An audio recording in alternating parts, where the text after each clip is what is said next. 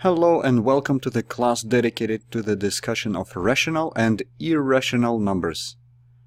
First of all, we'll talk about integers, then we'll use integers to define rational numbers, and finally we'll talk about irrational numbers. In order to define a rational number, we first need to define an integer.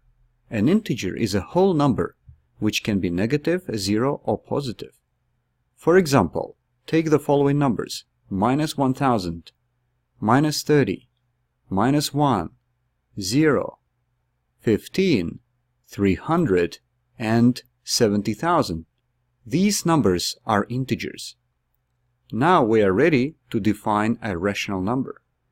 A rational number is a number that can be written as a fraction of two integers. For example, take number 0.5. 0.5 can be represented as a fraction of two integers, 1 and 2. Take another number, minus 3.75. This is a rational number because it can be represented as a fraction of integers minus 15 and 4. 0.6 in period is also a rational number because it can be represented as a fraction of integers 2 and 3.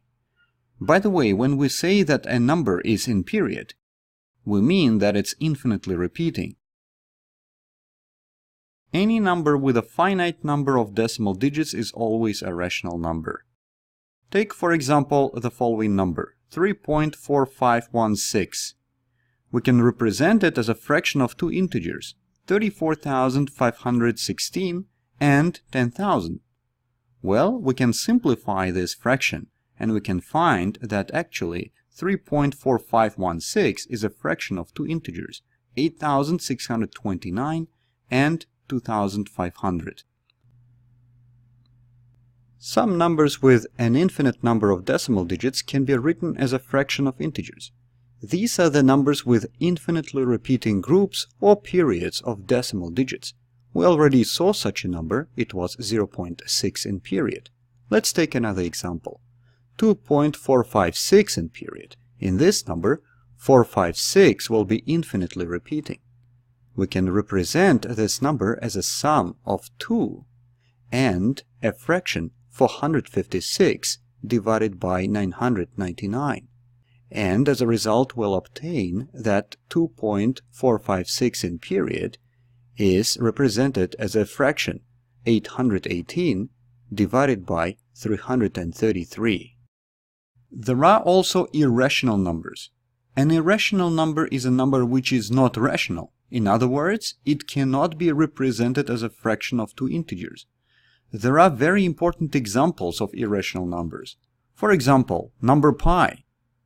We also have number e. Number e is especially important for mathematical finance. There is also a number square root of 2.